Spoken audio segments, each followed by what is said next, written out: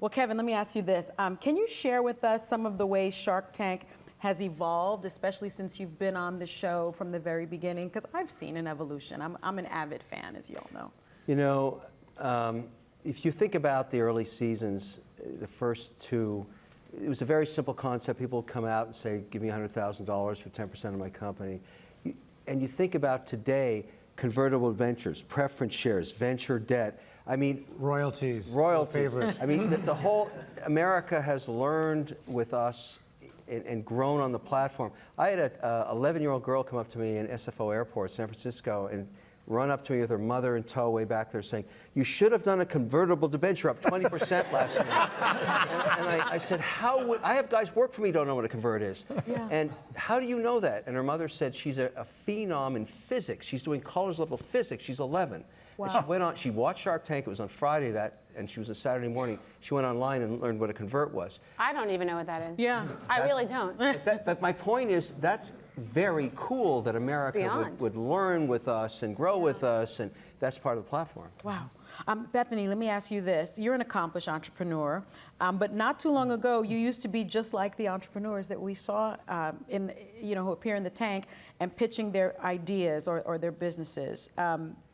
It's still television, though it's a different platform. What advice do you have for people that were in your position, that position, before Skinny Girl fame? And well, y'all know about Skinny Girl, right? Well, it's interesting because I do feel like it wasn't so long ago that I was broke. I mean, it's still, I can still see it.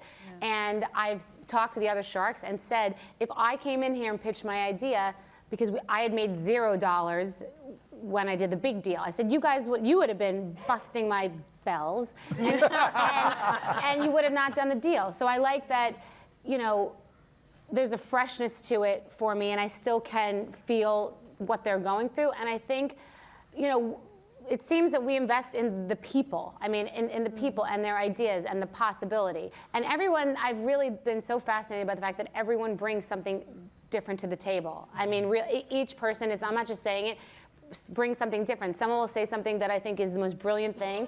Then someone will think. Then I'll think it's the most stupid thing I've ever heard.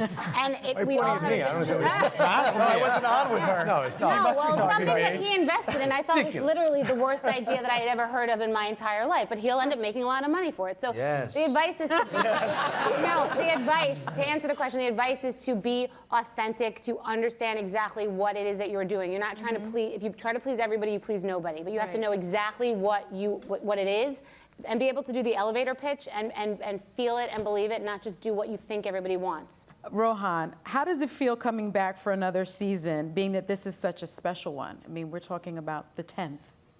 So, one, I was very excited to be invited back. I mean, you never know with these guys, whether, you know, probably there's a vote. And girls. Girls. Well, they were voting. We're guests, so, you know, I know you want to be in the mix on that. But were you guys voting? Wait, hold on. You guys were voting? Oh, it's like straws and it's on the island. The whole bit. Yep. They can't say either way. But one, very excited to come back. Yeah. To me, what's amazing is this is one of the shows, few shows I think ever, where it's bigger in its 10th season than it is in its first season. Yes. And I have so many friends of mine whose kids watch, like you were saying, from ages 7, 8, 9, 10, 12. And it's the only reality show that I think you can watch and walk out an hour later smarter than you started. Yeah. And I think that's... What's even better What about my show? What about my show? Yeah, but this season you get to see Ron not wear socks and dance. I do dance, yeah. Yes, he does dance. Although the shoes cost so much I couldn't afford the damn socks. But we've given everybody in the world this perception that you can do royalty deals all the time. Yes. I'll come home and tell my son about a deal I did, and he said, but Dad, did you get a royalty? I said, that doesn't happen in real life. Only on Shark Tank. Only on Shark Tank. Well, you all seem to have such a good camaraderie and such a friendship. Mark, let me ask you this, then, given that, what is your strategy going against the other sharks? I don't need a strategy. It's Mark Cuban. No, but can I say something about Mark? It's presumed. No, I need to say something about you. About Mark, because he's in the team environment and he really lives that way culturally. Yeah. You know, coming in as a new shark, and they all want everybody to win. I mean, it's a little different than my other television show, where they really do they understand that the sum is greater than its parts, and they want the whole team to win. And as a woman coming in, having been usually surrounded mostly by men here, they have been so supportive. It's unbelievable, because there's so much going on culturally about women, and these men are they want me to win. Wow. That has been amazing. So thank you all. wonderful. Every Yeah. single person. I've been a fan of Shark Tank for a while before I got on the show. But the caliber of people coming on is so much greater. Before, there were throwaways. Like, you guys, it's a stupid idea. They were fun, though. But you know, now, they're still. They are more complex. Draw a for cat better or for worse. me. Although I do miss. That's television, though. No, but that's television. The thing that bothers you about the people, it's a double-edged sword. So being on the Housewives, you have new housewives that come in now that want to, like, you know, cut somebody's leg off for fun.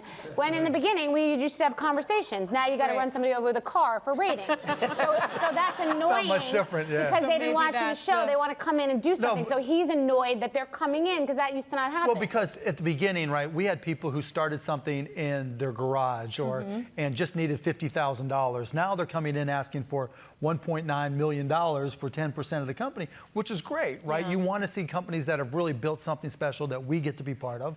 And America wants to see, you know, people who started small and got big. But I miss, you know, the tail lights and the I want to draw a cat for you, and, you know, it's just because I think people can relate to I them. agree. Some of the crazy 100%. ones in, I don't know if you remember this. It was first season. It was probably the second pitch. It was a person pitching putting cochlear implants for your I Bluetooth remember that. device. Yeah, I was and there, then but I overnight remember. you charge it by plugging it into your head. Yeah. But what about the hurricane in the telephone booth to get the gold? What was that one? You don't do those anymore. Yeah, the You guy. think about the guy with the implant. If he took a shower, it would short out. No, remember the guy came in and he said, "Okay." You were like, "What planet are you from?" But he was like, Zootopia. was "Yeah, what he said. we put the equivalent of a telephone booth in the ocean and we create the motion and then gold comes out at the bottom." Oh, that was and I you have love that 1,000 guy. inventions. Yeah, 1,000 inventions. 1,000 inventions. Yeah. I was like, "What planet are you from?" I want to ask this question of each of you.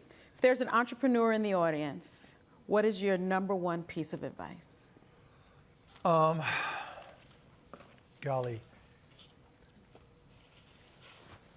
Know your business better than anybody and be ready to grind. It's a grind.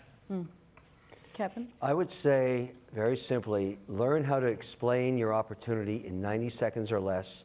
Because if you can't explain where you want people to go, they'll never follow you.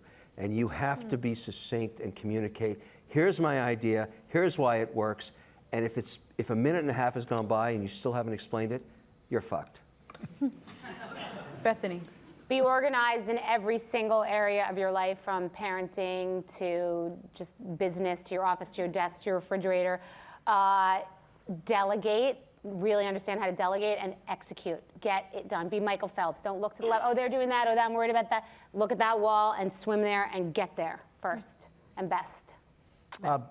Like I said before, be honest with yourself. Just because you could do something doesn't mean you should do something. And that's where people end up confusing what's a nice feature or a hobby and thinking it's a business. So be honest with yourself, and you'll never steer yourself wrong. Okay. Rohan? Solve the real kombucha. need. Yeah, buy kombucha. Buy kombucha. I got a billion reasons why that's These old farts won't get there. But anyway, solve a real need. Like, a lot of people create ideas, but what is it solving? But people may not know that they need that need to be solved. Like when Steve Jobs created the iPhone, people don't know they needed a smartphone. But you're solving a need. So one, solve a need, and then have incredible passion behind that. Because your passion is infectious. So if you don't have it, no one's going to follow you.